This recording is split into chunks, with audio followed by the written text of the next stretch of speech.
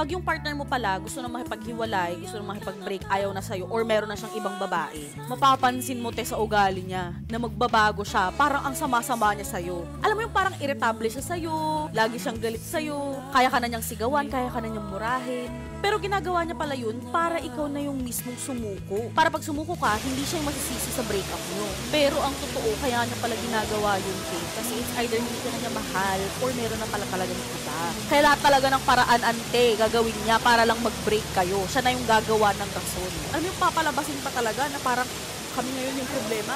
Iiwanan niyo pa kami na parang nag-wonder kami kung ano bang nagawa namin mali. Pero ang totoo, kayo yung problema. Ang dali-daling aminin na hindi mo na mahal. Ang dali-daling aminin na meron ng iba. Kailangan pa talagang mag-iwan ka ng trauma dun sa tao. Ano yan? Hindi mo ma-promise kasi wala kang bayad. Grabe yung mga ganitong klaseng tao, ang sama-sama. Ang sama niyo talaga, promise, I swear. Ay naku, sinusumpa ko yung mga ganitong klaseng tao, hindi kayo sasaya. Dahil alam niyo na may nasaktan kayong ibang tao.